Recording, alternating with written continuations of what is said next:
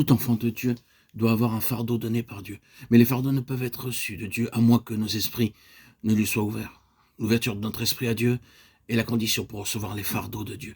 Et en recevant de tels fardeaux, nous devons apprendre à les décharger fidèlement par la prière. En déchargeant le premier fardeau, nous en recevons un second, et lorsque celui-ci est déchargé, nous en recevons un troisième. Par exemple, si Dieu nous donne un fardeau pour prêcher l'évangile, plus vous prêchez l'évangile et plus vous serez affranchis intérieurement. Mais si vous ne déchargez pas votre fardeau, il pèsera sur vous de plus en plus, jusqu'à ce que vous fléchissiez sous la charge. Alors une barrière se dressera entre vous et Dieu, et il vous sera difficile d'entrer en contact avec lui. Les fardeaux de cette nature sont le fait de toute œuvre spirituelle. Essayez de travailler sans fardeau et votre travail sera vain. Mais tâchez de travailler en accord avec le fardeau qui est sur vous, et tout votre être expérimentera un affranchissement croissant, alors que vous irez de l'avant. La valeur de votre travail dépend du fardeau qui lui est étroitement associé. L'œuvre sera riche spirituellement si elle est le résultat d'un fardeau donné par Dieu.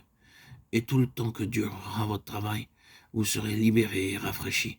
Sinon, il y aura de la faiblesse spirituelle et vous aurez la sensation de travailler en vain.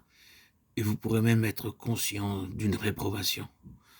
Pour tout travail spirituel, demeurons devant Dieu pour qu'il nous confie son fardeau. Et ensuite, allons de l'avant avec assurance pour le décharger.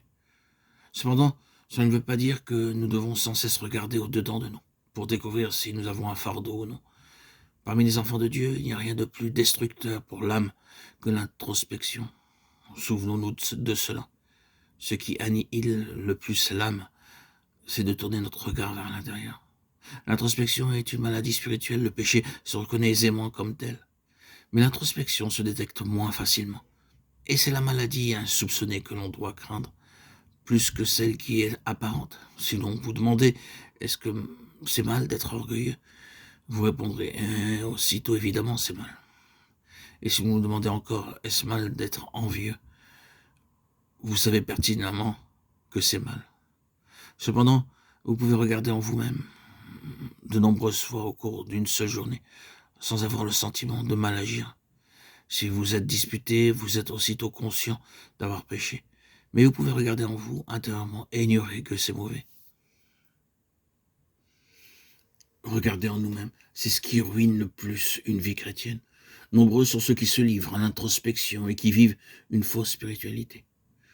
Avant de faire une chose, ils s'arrêtent et se demandent, ai-je un fardeau pour cela? Ce que je ressens, est-ce un vrai fardeau ou non? Supposons que quelqu'un vous demande de l'aider à porter une table d'une pièce à une autre. Commencerez-vous à demander, est-ce un fardeau? Vous ne le ferez pas. La chose que vous portez est évidemment un fardeau.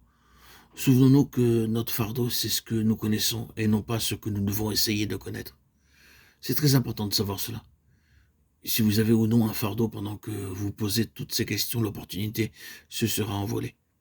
Oh frères et sœurs en Christ, mes chers amis auditeurs, auditrices, ça ne sert à rien de regarder au-dedans de nous. Ou vous avez un fardeau ou vous n'en avez pas. Et dans ce cas, vous le savez. Il n'est pas nécessaire d'essayer de le découvrir en analysant vos sentiments. Si quelque chose pèse sur vous, c'est votre fardeau. Agissez en accord avec ce que vous avez et vous serez libérés. Alors, vous pourrez recevoir d'autres fardeaux de la part de Dieu. C'est ainsi que toute l'œuvre de Dieu s'accomplit. C'est de cette manière que s'exerce le ministère de la prière. Et la prière est indispensable pour toute œuvre de Dieu. Apprenons donc à exprimer immédiatement dans la prière tout fardeau que Dieu nous donne. Si nous négligeons les indications qu'il nous accorde, nous perdrons notre communion avec lui. Et nous serons sous le poids du fardeau qui aurait dû être apporté dans la prière et qui aurait contribué à nous libérer.